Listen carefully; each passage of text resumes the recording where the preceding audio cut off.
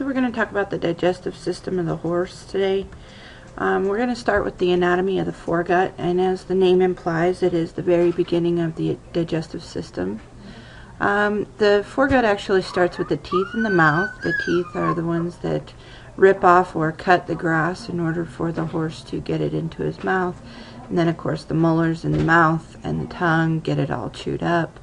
There are also glands inside the horse's mouth, salivary glands, that lubricate the feed so that it can be pushed down through the esophagus. Once it is in the esophagus, once the horse is swallowed, then the food, or the bolus, is pushed down through the esophagus by a process called peristalsis. And what this is a group of muscular contractions that push the food towards the stomach.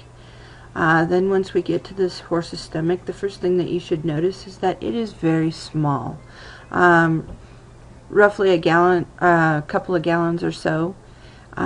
They're not meant to eat huge meals all at once. They're meant to be continuous feeders. Therefore, they put small amounts in their stomach continuously through the day.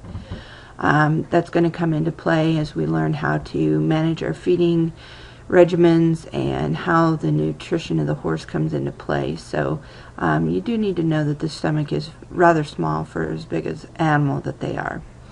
And the last part of the foregut is the small intestine. It is composed of three parts: the duodenum, the jejunum, and the ileum. And the major role of the small intestine in there is to absorb a lot of the nutrients. There's a video on there that'll show you exactly where each things are absorbed and whatnot, but the small intestine is the first site of that. Now, it is over 70 feet long, so it takes a few hours to get through the small intestine. In the hindgut, we're going to start off with the cecum, or the fermentation vat, in the horse. Horses are monogastrics, just like humans and pigs and dogs. However, they do have the cecum, or the fermentation vat, that actually works like the rumen in a cow. There are billions and billions of microbes in there that will ferment or break down the fibers that the horses eat. And once that happens, the horse gets energy out of the breakdown of the fiber. They also get, it produces heat, so in the cold winter, breaking down that fiber warms them up from the inside out. In the small colon, which is next, it's not very long. It's only 10 to 12 feet long. It takes very short time to get through there, and there's a lot of absorption in that area of the hindgut as well. The next part is our large colon. And the large colon has some areas called strictures that can be of concern to the horse owner, especially if your digestive system is not lubricated very well, or they have just eaten a huge meal and they're trying to push a lot of food through. These strictures are basically the hairpin turns that you see in the large colon, and these are places where food can get stuck and cause an impaction colic. It's also one of the places where if a horse rolls from colic or whatnot, those guts can get flipped over and twisted because they're not held to anything in there. They're kind of free floating. There's also a lot of water absorption in the large colon.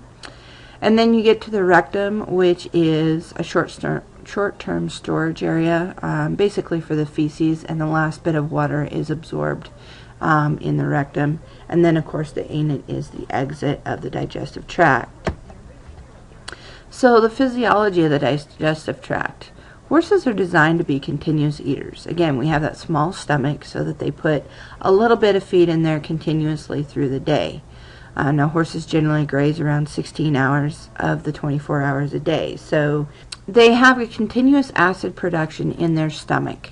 And what this does is the acid is what breaks down all of the stuff that any of the other components in the digestive system can't break it up. So it breaks on all of the amino acids into smaller proteins or smaller amino acid chains. This is where starch is digested into glucose and the other sugars. It breaks things down. Now, the acid is what it says. It is an acid. It is very strong and it can cause ulcers in the horse's stomach because there's nothing in there, and yet they still have acid production in their stomach. So a horse has to eat forage. The whole basis of your diet needs to start at forage.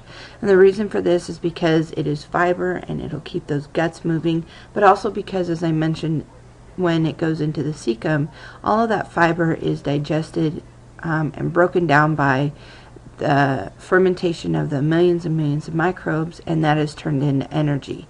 The energy is needed for physiological systems in the horse, and it is very, very important. But again, we talked about those strictures being choke points where the food will just get tied up in there and cause an impaction colic. So why is meal feeding bad, but we generally can't help feeding our horses in meals, right? Well, if they don't have something to do, say they're in a stall or a dry lot or whatnot because they need to only be fed twice a day because they're overweight, whatever your reason, maybe you don't have the acreage to put them on a pasture. If you're meal feeding your horse, this gives them plenty of time to think of different things to do, and most of the time it's going to be a vice or something you don't want them to do. We have cribbing, weaving, pacing, or bolting their feet. Those are all vices, and some of them are very harmful to your horse. Now, weaving or pacing, that's just using a lot of excess energy.